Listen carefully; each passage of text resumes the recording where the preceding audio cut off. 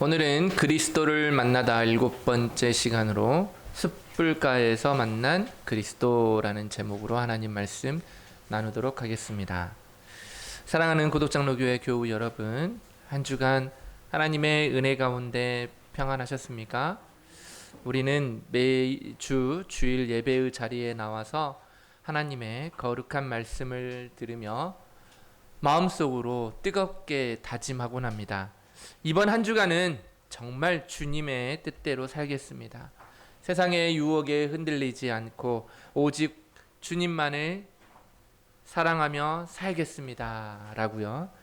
그러나 주일을 뒤로 하고요, 월요일 아침이 되면 거친 일상으로 되돌아가는 순간 우리의 결심은 어김없이 무너지는 것을 보게 됩니다. 치열한 삶의 전선 속에서 아주 작은 이익과 자존심의 시험대 앞에 서는 순간 인정받지 못하고 지적질하는 음성을 들으면 하나님의 백성이라는 거룩한 정체성은 온데간데 없고 세상 사람들과 똑같이 염려하고 사소한 일에 분노하며 보이지 않는 경쟁 속에서 질투하는 우리의 이 비참한 현실을 마주하게 됩니다. 그때마다 우리의 마음을 짓누르는 이 양심의 가책은 쇠사슬처럼 무겁고 아프기만 하지요. 나는 정말 구원받은 거룩한 신자가 맞을까? 내 안에 과연 참된 신앙이 존재하는 것일까? 스스로에게 끊임없이 질문하며 깊은 영적 침체에 빠지기도 합니다. 이 세상의 기준은 끝없이 우리의 유능함을 증명하라고 다그치고 우리는 그 기대에 미치지 못할 때마다 영혼의 짙은 피로감과 깊은 부끄러움을 느끼기 때문이죠. 경쟁사회 속에서 끊임없이 평가받고 뒤처지지 않으려 몸부림치며 살아갑니다. 그런데 그러한 삶의 끝에는 영적으로 완전히 탈진해버린 우리의 모습뿐임을 발견하게 될 것입니다. 바로 오늘 실패와 이 낙심의 자리에 서 있는 이 베드로와 정확하게 겹쳐 보이는 것이죠. 오늘 본문에 등장하는 베드로가 바로 그런 우리의 연약함과 비참함을 고스란히 담아내는 거울 같습니다. 아시다시피 베드로는 예수님을 따르는 제자들 중에서 가장 독보적인 열정을 가진 사람이었어요. 예수님만 사랑하겠다고 장담했던 인물이었죠. 예수님께서 제자들에게 너희도 나를 떠날 거냐고 물으셨을 때 영생의 말씀이 주께 있사오니 우리가 누구에게 가오리까? 라며 거침없이 위대한 신앙을 고백했던 사람이 바로 베드로였습니다. 죽음의 위협 앞에서도 내가 주와 함께 죽을지언정 주를 부인하지 않겠습니다 라고 큰 소리 쳤던 그의 결심은 어느 누구보다도 단단했고 요동함이 없어 보였습니다. 그러나 생명의 위협이라는 매서운 칼날이 불어닥치자 그는 한 여종의 사소한 추궁 앞에서도 비겁하게 입을 열어 주님을 저주하고 나는 주님을 모른다고, 저자는 나와 상관이 없다라고 맹세하며 3번이나 부인해 버렸습니다. 한때 가장 뜨겁게 주님을 따라다녔던 그가 가장 처참하고 비참한 자리에 주저앉아 통곡하게 된 것이죠. 장담이 컸던 만큼 베드로가 느껴야 했던 수치심과 죄책감의 깊이는 칼날처럼 날카롭게 그의 심장을 찔렀을지 모릅니다. 그가 흘린 눈물은 단순한 슬픔의 눈물이 아니라 스스로에 대한 환멸과 절망의 눈물이었을 거예요. 오늘 본문의 요한복음 22장은 바로 그 처참한 실패 이후의 자리였습니다. 부활하신 주님을 만났음에도 불구하고 베드로는 자신이 저지른 배신이라는 무거운 죄책감에 묶여 영적인 마비 상태에 빠져 있었죠.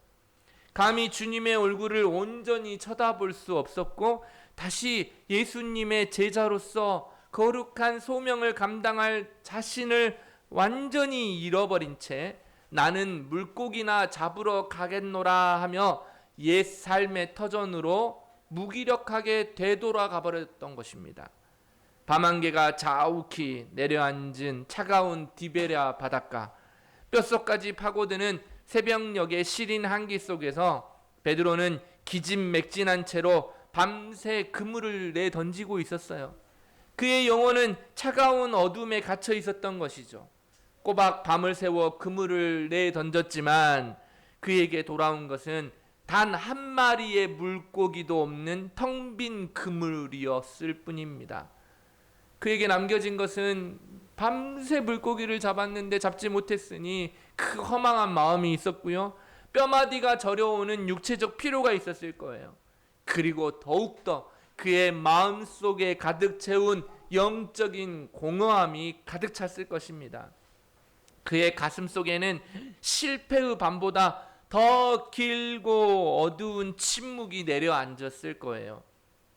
이런 베드로에게 가장 필요했던 것은요, 더 위대한 도덕적 결심이나 자신만만한 의지가 아닙니다. 이제 더 새롭게 해봐야겠다, 더 굳은 결심이 아니었어요. 실패해버린 자신의 무기력함보다 더 크고 넓으신 그리스도의 자비가 필요한 거예요. 상처 입은 양심을 온전하게 시원하게 씻어내는 참된 복음의 소식만이 그의 무너진 실패한 자리를 새롭게 회복시킬 수 있는 것입니다. 그래서 부활하신 우리 주님은 그 실패의 바닥과 절망의 현장으로 찾아오신 것이죠.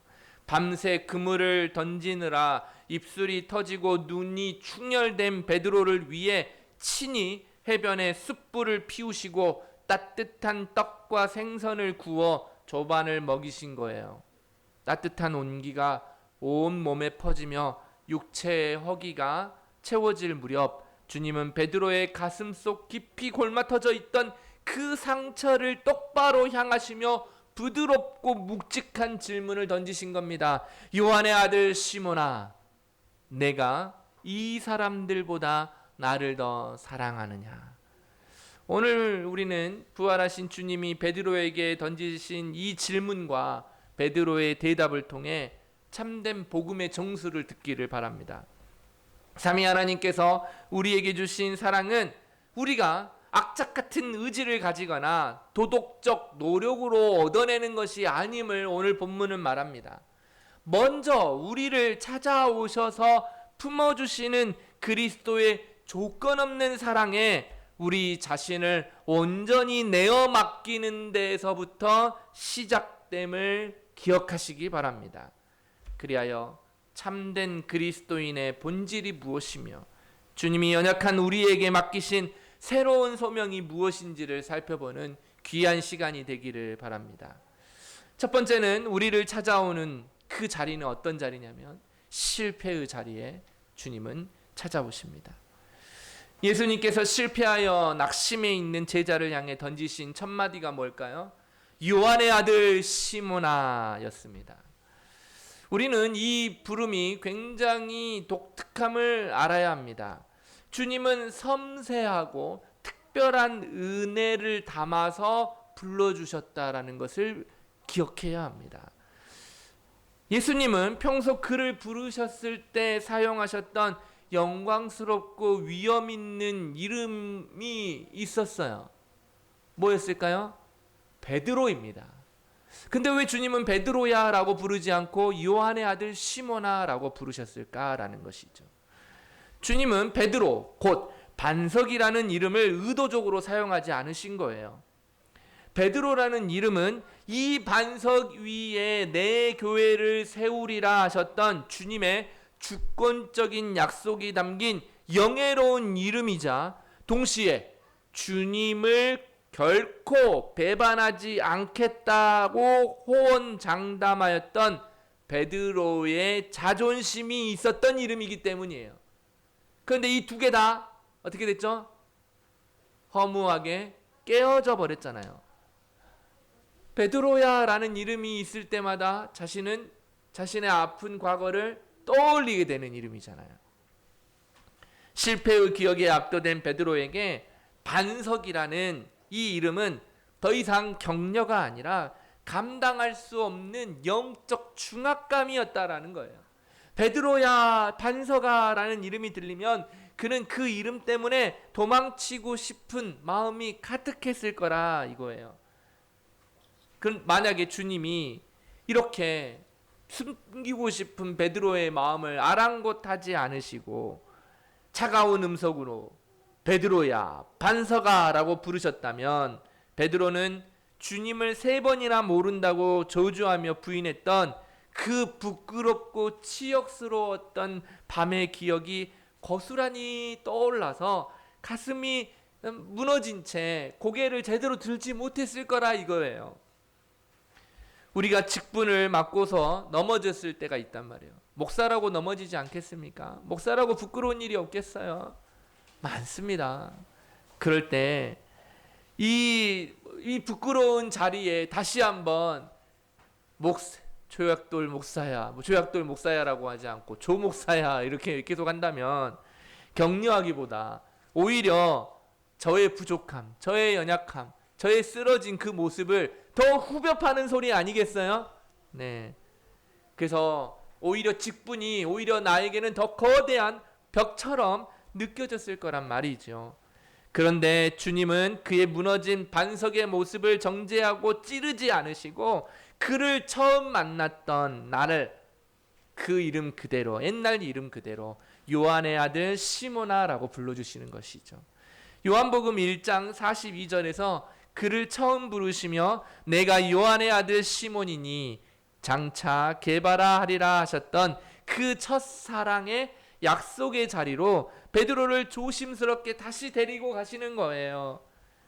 여러분, 이것이 무엇입니까? 냉혹한 추궁이 아닙니다. 야, 네가 얼마나 잘못했는지 기억해야 된다 라는 게 아니에요. 오히려 상상을 초월하는 자비의 위로였습니다. 시몬아, 괜찮아. 네가 반석보다 굳건하지 못해도 아무 문제 없단다. 네가 처참하게 실패했을지라도 나에겐 상관없어. 내가 너를 처음 불렀던 그 자리에서 네가 시몬이었던 그 약하고 부족한 모습 그대로 우리는 다시 시작하면 된다 하고 속삭이시는 복음의 선언이 요한의 아들 시몬아라는 말이에요. 주님은 베드로가 무너지기 전 쌓아 올렸던 그 어떤 거창한 성공을 원하신 게 아니었어요. 가공되지 않은 그의 순수한 첫 마음을 원하셨던 거예요. 베드로라는 이름 아래 숨겨진 인간적인 얄팍한 자존심과 위선을 완전히 해체해버리시고 오직 주님의 긍휼만을 바랄 수밖에 없는 가장 낮은 자리로 그를 인도하신 거예요.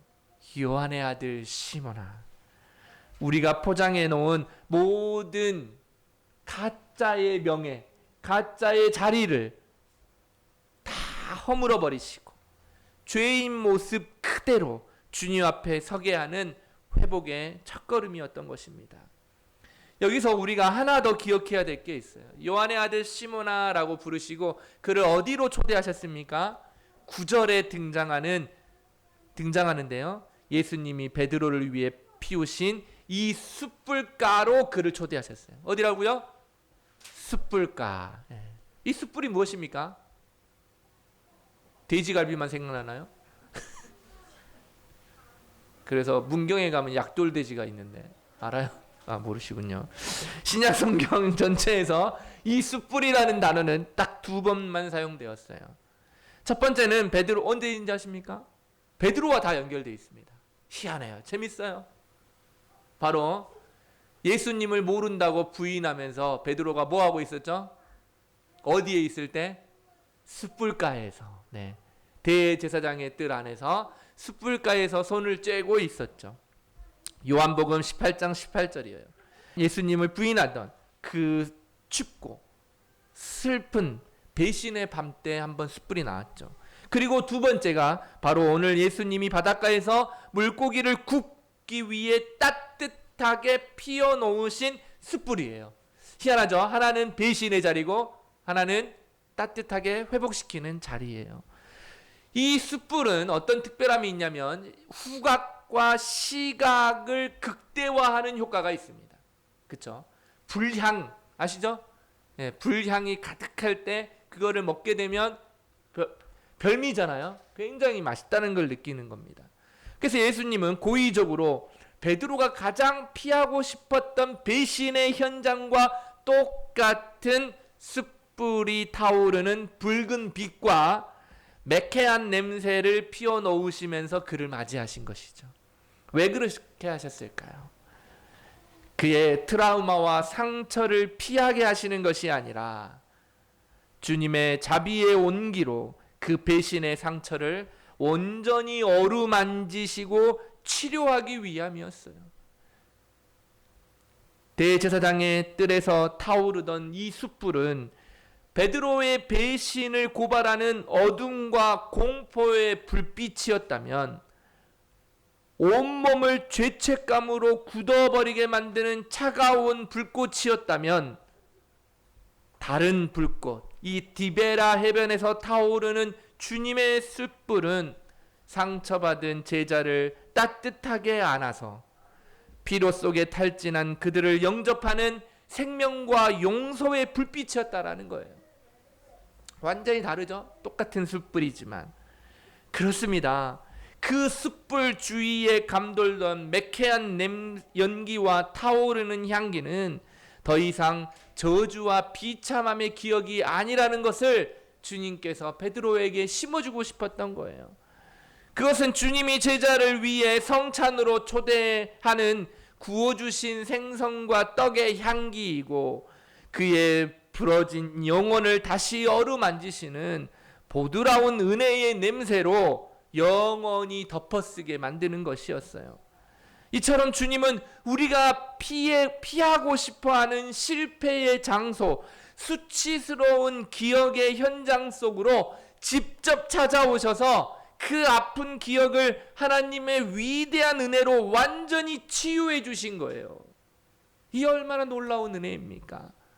그래서 청교도 신학자인 토마스 빈센트 목사님은요, 그의 명조 중에 하나인 보지 못한 그리스도를 향한 참된 성도의 사랑을 통해서 우리의 영혼이 무너지고 양심의 가책으로 괴로워할 때 사탄은 끊임없이 우리를 정죄합니다. 그래서 우리를 하나님에게서 멀어지도록 만드는 게 사탄이에요. 하지만 복음은요, 오히려 우리를 본래의 연약한 모습 그대로 그리스도 사랑의 품에 안기도록 강권한다라고 이야기해요. 그래서 참된 그리스도인은 자신의 연약함과 비참함을 숨기지 않으려고 합니다. 오히려 오직 주님의 언약적 자비만을 신뢰하는 자가 된다라고 강조했어요. 우리의 허물을 덮어주시는 주님의 그 인자하심을 온전히 깨닫는 자만이 율법의 칼날 아래에서 얼어붙은 우리의 양심을 녹아내는 유일한 명약이라는 거예요. 그래서 여러분들, 웨스트민스터 소유리 문답 31문 효과 있는 부르심에 대하여 우리 문답은 이렇게 가르치고 있어요. 효과 있는 부르심이 무엇입니까? 효과 있는 부르심은 하나님의 신실하신 성령의 역사인데, 이로써 우리로 하여금 우리 죄와 비참함을 깨닫게 하시고 우리의 마음을 밝혀 그리스도를 알게 하사 우리의 의지를 새롭게 하시고 우리를 강권하여서 복음 중에 거저주시는 예수 그리스도를 영접하도록 하는 것입니다. 그렇습니다. 주님이 실패의 바닷가에서 요한의 아들 시모나라고 부르시는 것은 복음 중에 거저주시는 예수 그리스도를 영접하도록 이끄시는 효과 있는 부르심의 강력한 역사였습니다. 하나님의 성령은 우리의 실패를 재료 삼아 우리의 의지를 새롭게 하고 오직 은혜의 구주이신 예수 그리스도만을 영접하도록 우리의 마음을 밝혀주시는 거예요. 우리는 스스로의 힘으로 절망의 늪에서 일어설 수 없습니다. 어느 누구도 절망의 늪에 거하면 일어설 사람이 없어요. 하지만 주님은 주권적이고 거부할 수 없는 자비의 영으로 우리를 부르셔서 주님의 은혜를 붙잡지 않고는 견딜 수 없게 만듭니다. 이 부르심이야말로 우리 영혼의 가장 유일하고도 완전한 다치며 구명의 밧줄임을 잊지 마시기 바랍니다. 사랑하는 여러분, 우리는 신앙생활이 무너지고 양심의 가책으로 인해 괴로울 때 주님 앞에 나오기를 주저합니다. 내가 이 모양인데 어떻게 예배를 드릴 수 있을까? 내가 이런 끔찍한 죄를 지었는데 어떻게 기도를 할까? 주님은 내 기도를 들어주실 리가 없어. 나는 도저히 주님의 백성이 될 자격이 없어 라고 양심의 가책으로 한탄하는 사람들이 있습니다. 그러나 주님은 우리의 연약함과 비참함을 너무나 잘 알고 계십니다. 주님은 우리의 부끄러운 과거를 들춰내어서 정죄하시기 위해 찾아오시는 분이 아닙니다. 오히려 우리가 실패하여 넘어져 있는 그 디베랴 바닷가로 찾아오셔서 우리의 옛 이름을 따뜻하게 부르시며 다시 시작하자고 손을 내밀어 주시는 분이십니다. 이 복음의 부르심 앞에 우리의 모든 죄책감을 내려놓고 우리를 향한 주님의 신실한 은혜를 바라보시기 바랍니다. 그렇다면 주님은 넘어진 시몬의 마음을 어떻게 구체적으로 만드시고 치료하실까요? 두 번째입니다. 바로 상처를 만지시는 사랑의 질문을 통하여 또 베드로의 고백을 통하여 우리는 우리 주님의 마음을 만날 수 있습니다. 예수님은 시몬에게 3번 연거푸 질문을 던지십니다.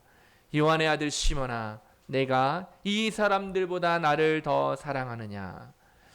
우리가 성경 본문을 읽을 때 이 본문 속에서 이런 설교를 많이 들어보셨을 거예요. 흔히 사랑으로 번역된 헬라어 동사가 2개 있다, 3개 있는데요. 사실은 2개 있다. 특히 여기서는 아가페, 아가파오와 필레오. 그래서 이 두 가지를 가지고 미세한 어휘 차이로 설명을 하시는 분들이 있지만 저는 이 어휘 차이에 과도한 신학적 의미를 부여하는 것을 그리 마땅하다고 생각하지 않습니다. 어떤 사람들은 예수님이 질문하신 고결한 사랑과 베드로가 대답한 친구의 사랑을 막 도식화하여서 베드로의 미성숙함을 예수님이 꾸짖었다라고 이야기해요.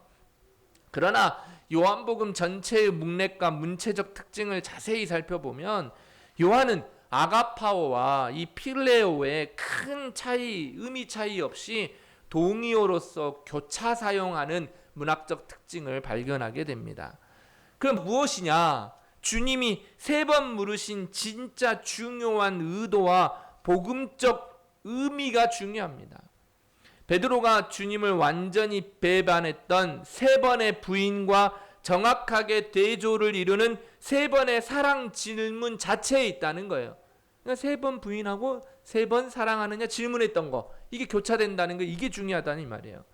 물론 주님은 베드로가 저질렀던 3번의 배신을 고의로 아프게 들춰내어서 추궁하려고 한 것은 아닙니다.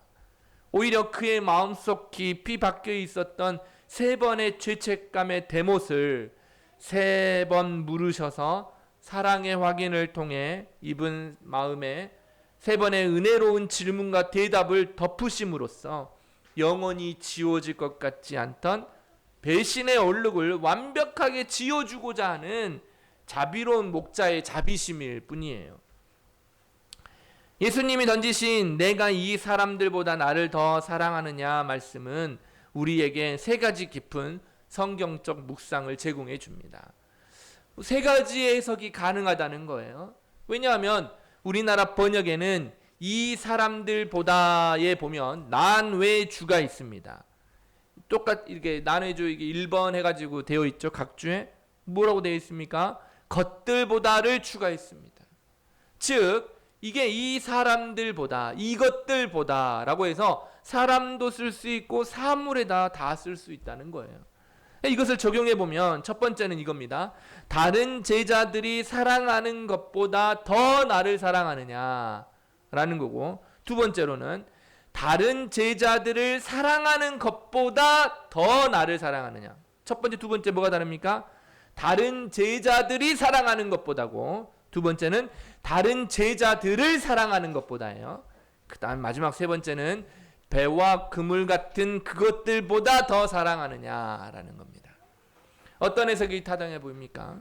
저는 첫 번째, 베드로야 너는 다른 제자들이 나를 사랑하는 것보다 너는 더 나를 사랑하느냐라는 해석이죠.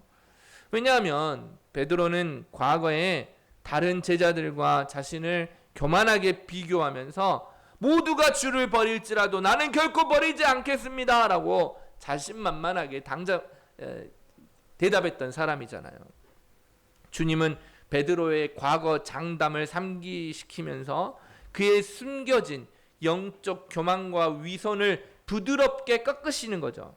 다른 이들과 비교하며 우울감을 느꼈던 육신적인 태도에서 벗어나 진정한 사랑의 자리가 어디인지를 돌아보게 하는 거예요.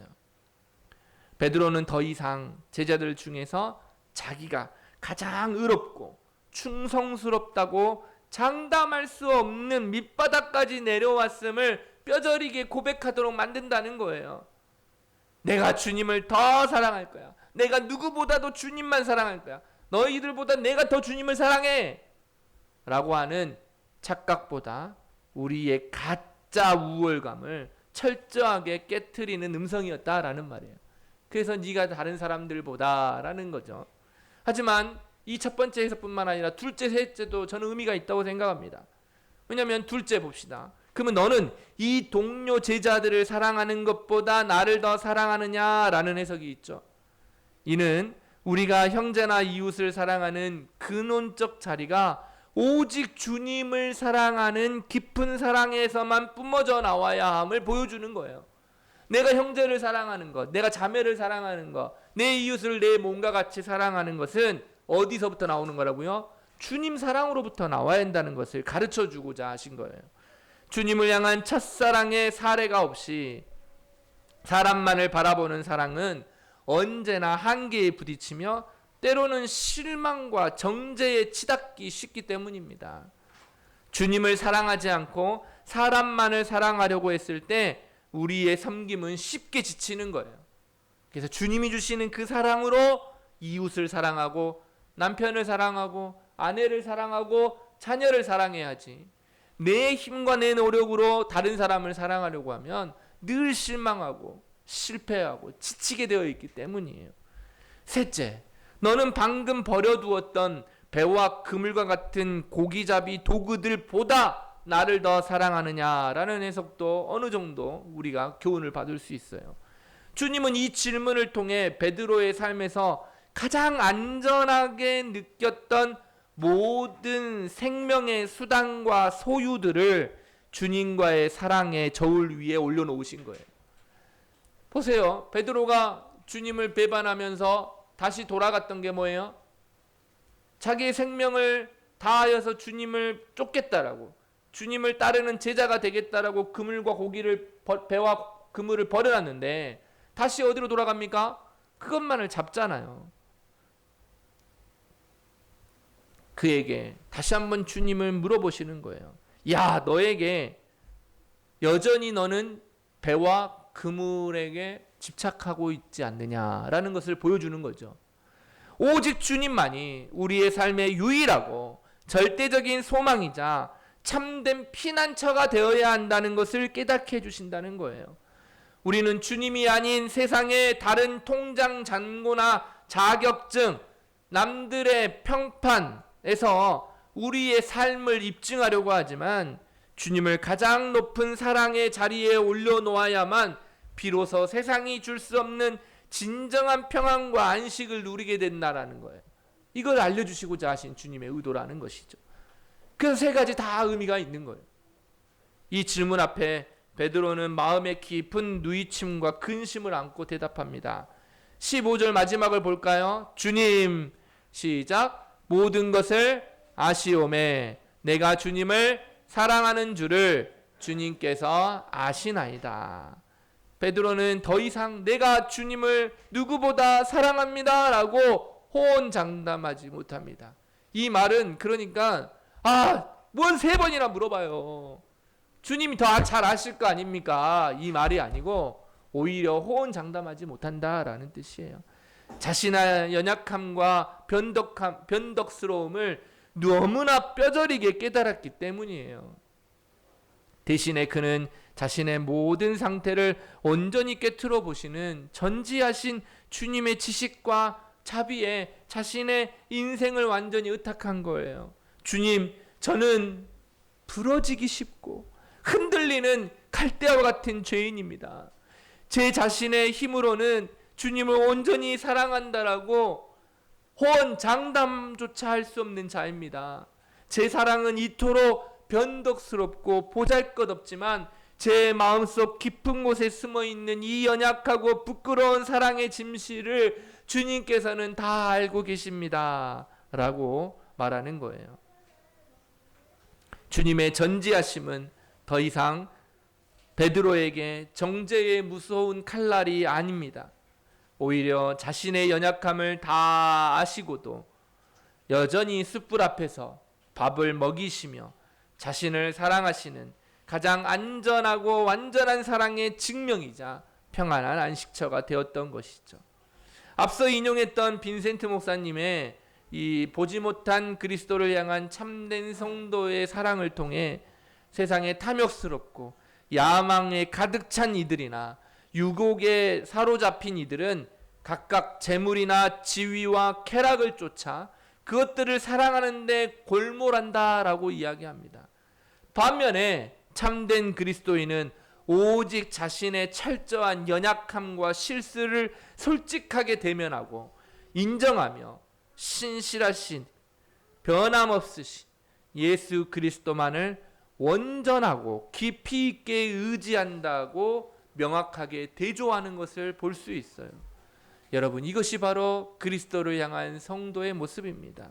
세상 사람들은 자신의 명예나 재물이 흔들릴 때 두려워 떨지만 참된 그리스도인은 내 안에 주님을 향한 뜨거운 사랑이 보이지 않을 때 가장 애통해하며 오직 주님의 신실하신 용서의 십자가만을 보게 되는 거예요. 우리가 주님을 사랑할 수 있는 힘은 우리 스스로에게 나타나지 않습니다. 우리의 현실은 늘 죄의 비참과 연약함 앞에 주저앉아 있을 뿐이에요. 주님을 향한 우리의 감정과 열정은 날씨처럼 수시로 변합니다. 하지만 우리를 향한 주님의 사랑은 언제나 한결같고 영원합니다. 주님은 베드로가 넘어질 것을 이미 다 알고 계시면서도 그를 위해 친히 기도하셨던 분이에요. 이 놀라운 은혜의 복음만이 굳어버린 우리의 마음을 녹이고 참된 회개로 이끌어갑니다. 우리의 위선과 굳은 장담이 깨어지고 주님의 자비에 완전히 엎드릴 때 비로소 우리의 깨어진 양심은 온전한 회복을 누리게 될 것입니다. 그렇다면 주님은 이 아프지만 달콤한 회복의 최종 목적지는 무엇이었을까요? 어디로 향하게 하기 위해서 다시 회복시키셨을까요? 그를 회복시킨 끝에 어떤 사명과 삶을 위탁하시기 위해서입니다. 그래서 세 번째, 사명으로 인도하는 은혜의 위탁입니다. 예수님은 베드로의 겸손한 사랑의 고백을 받을 때마다 위대한 소명을 다시 위탁하셨죠. 3번 반복되었죠. 15절과 17절 읽었지만 첫 번째는 무엇입니까? 내 양을 먹이라, 내 양을 치라, 내 양을 먹이라 라고 해서 계속 반복되는 유일한 단어가 무엇입니까? 그렇죠, 내 양입니다. 내 양. 여기서 그냥 양이라 하지 않고 내 양이라 하겠습니까? 양의 소유권이 누구에게 있다는 겁니까? 베드로가 아니라 주님, 예수님께 있다는 것이죠.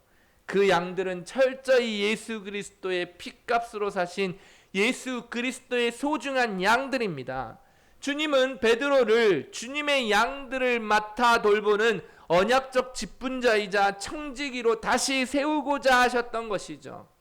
주님은 베드로에게 네가 정말 나를 진정 사랑하느냐? 그렇다면 내가 내 몸을 버려서 사랑했던 내 교회와 내 어린 양들을 네가 너의 사랑과 눈물로 정성껏 먹이고 돌보라라고 사명을 주시며 요구하시는 거예요. 이것은 참된 그리스도인이 그리스도를 사랑하는 방법이 무엇인지 그를 분명하게 가르쳐 주는 거예요. 뭐라고요? 참된 그리스도인이 그리스도를 사랑하는 방법이 무엇인지를 가르쳐 준다고요. 내가 그리스도를 사랑한다라고 하면서 내 모습 속에 이것이 안 나타난다면 그리스도를 사랑한다라는 말이 빈수표와 같을 수 있다라는 것이죠. 그리스도를 만난 사람들의 자연스러운 모습이라는 거예요. 그게 무엇입니까? 주님은 우리에게 네가 나를 사랑하느냐? 그렇다면 너는 나를 위해서 영웅적인 순교를 당해라. 웅장한 성전을 지어라. 네 종교적 열심을 하늘 높이 쌓아보아라 라고 요구하지 않으셔요. 주님이 요구하시는 방법은 아주 소박하면서도 아주 깊은 청지기적 헌신이에요. 그게 무엇입니까? 내 양들을 돌보고 먹이라 라는 것이죠. 내가 내 몸을 버려 사랑했던 내 교회와 내 성도들을 네가 내 사랑으로 섬기라 라는 것이었죠. 그래서 존 갈뱅은 그의 요한복음 주회에서 그리스도께서 친히 베드로에게 자신의 양들을 먹이라고 명령하심으로써 주님을 향한 베드로의 사랑을 실제적인 교회를 향한 헌신으로 전환시켰다라고 지적합니다. 그러면서 그리스도를 향한 진정한 사랑의 증거는 다른 거창한 곳에 있는 것이 아니라 주님의 몸된 교회를 성실히 섬기고 그 양 무리를 정성껏 돌보는 구체적인 충성 속에서 발견된다라고 강조하고 있어요. 참된 신앙의 지표는 홀로 외딴 곳에서 신비한 영적 체험을 즐기는 데 있는 것이 아닙니다. 내가 원하는 교회, 내가 즐겨하는 교회, 내가 생각하는 교회로 교회를 만들어가는 것이 아니에요. 주님이 머리 대신 교회 공동체 안에서 아프고 소외된 형제들을 돌보는 것입니다. 지체의 아픔을 내 아픔으로 여기는 거예요. 이처럼 그리스도를 진정으로 만난 사람은 주님이 피 흘려 사신 지체들을 사랑하는 실제적 삶의 방식으로 나타나게 되어 있는 거예요. 다시 한번 말씀드립니다. 우리가 주님의 몸된 교회 안에서 형제와 자매를 사랑하고 섬기는 이유는 우리의 의로움을 증명하기 위해서가 아닙니다. 목사로서 설교하고 직분자로서 봉사하고 교인으로 살아가며 교사로 아이들을 가르치는 모든 행위들은 오직 우리를 먼저 사랑하신 그리스도의 은혜에 압도되었기 때문에 흘러나오는 감사의 열매라는 거예요. 이 사랑의 열매, 이 감사의 열매는 나를 향한 정죄와 죄책감이 복음으로 완전히 녹아내려진 그 사라진 곳에서만 진실하게 피어나오는 거예요. 주님이 나의 허물을, 나의 실패를, 나의 절망을 온전히 덮어서 사랑했듯이 나도 조건 없이 다른 형제를 용납하며 성실히 섬기는 것이지요. 이것은 어린아이부터 노년에 이르기까지 전 세대 성도들에게 동일하게 적용되는 진리입니다. 어린아이들은 약하기 때문에, 어리기 때문에 사랑만 받는 게 아닙니다. 고덕장로교회 초등학생 여러분들, 여러분이 주님께 순종하고 친구를 돕는 것, 또 교회 안에서의 질서에 순종하는 것, 이 모든 것은 단순히 착한 어린이가 되기 위해서 아닙니다. 칭찬받기 위해서가 아니에요.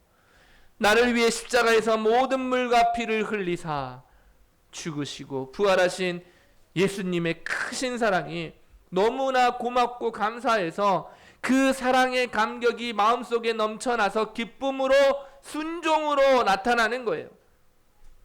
그것을 실천하는 거예요. 이런 감사의 사람, 이 사랑의 사람이 되기를 바랍니다. 여러분, 우리는 예수 그리스도 안에서 부르심을 받은 거룩한 언약 백성입니다. 이제 내 뜻대로 내 인생을 계획하며 살아가는 자들이 아닙니다. 주님의 핏값으로 사신 교회를 주님의 심장으로 돌보고 세우는 사람들입니다. 주님이 우리의 실패를 사랑으로 덮었듯이 우리도 공동체 안에서 형제의 허물을 덮어주고 미움과 시기를 버리며 주님의 샬롬이 가득한 거룩한 공동체를 힘써 이루어가야 합니다. 이것이 주님이 원하시는 진짜 사랑의 고백입니다. 네가 나를 사랑하느냐? 주님 그러하니입니다. 또한 의무와 위선, 강요로 빚어진 헌신은 언젠가는 불평과 원망의 악취를 낼 것입니다. 하지만 그리스도의 풍성한 은혜에 압도된 기쁨의 헌신은 우리 자신과 주변 이웃들에게 참된 샬롬과 자유의 향기를 선사할 것입니다. 오직 그리스도의 값없는 자비를 먼저 맛본 자들이 아비의 마음으로 다른 이들을 참되게 먹이고 양육할 수 있습니다. 먼저 본을 보이지 않는데 제가 어떻게 합니까? 아직도 먼 사람입니다. 주님의 사랑은 누구를 바라보지 않고 자신만 바라보고 자신에게 주신 사랑에 감동되어 하는 것입니다. 이런 사랑과 은혜가 우리 가운데 가득 넘치기를 바랍니다. 사랑하는 고독장로교회 교우 여러분, 오늘 본문의 이야기는 베드로 한 사람만의 이야기가 아니었습니다. 바로 이 말씀을 듣고 있는 저와 여러분의 이야기입니다. 매일의 삶 속에서 주님을 사랑합니다 고백하면서도 여전히 세상의 부와 명예의 쾌락을 쫓아 흔들리고 넘어지는 우리들에게 주님은 오늘 디베라 바닷가의 따뜻한 숯불 앞으로 우리를 초청하셨습니다. 그리고 우리의 상처 입은 양심을 향해 물으십니다. 누구야? 네가 이 세상의 그 어떤 것보다 나를 더 사랑하느냐? 우리의 대답은 베드로와 같아야 합니다. 주님, 제가 주님을 온전히 사랑할 힘이 없음을 주님이 아십니다. 저는 늘 넘어지고 변덕스러운 죄인임을 주님이 아십니다. 그러나 주님, 비록 상하고 찢긴 고백일지라도 내가 주님을 사랑하는 줄을 주님께서 아시나이다. 아멘. 부활하신 주님은 우리의 깨지고 부서진 상처 입은 인생을 쓰레기통에 함부로 버리시는 분이 아닙니다. 우리는 더럽다고 버립니다. 깨졌다고 버리지요.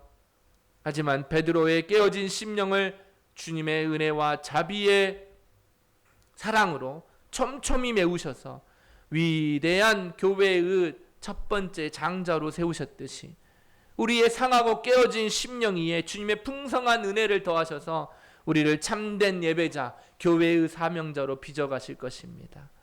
우리의 깨어진 부분, 남들에게 들키고 싶지 않았던 상처받은 흔적들은 주님의 보혈의 공로 아래서 여전히 사람들의 영혼을 살리는 가장 빛나는 영광의 흔적이 될 것입니다.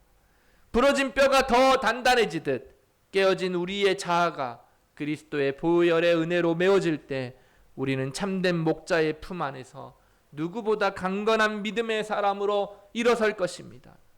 우리의 평생의 삶을 주님의 선하신 손길에 의탁합시다. 주님이 마침내 우리를 영원한 하늘의 안식처로 반드시 인도하여 드리실 것입니다. 이 은혜와 평강이 우리 고덕장로교회 모든 교우들의 삶에 가득하기를 주님의 이름으로 간절히 축원합니다. 아멘.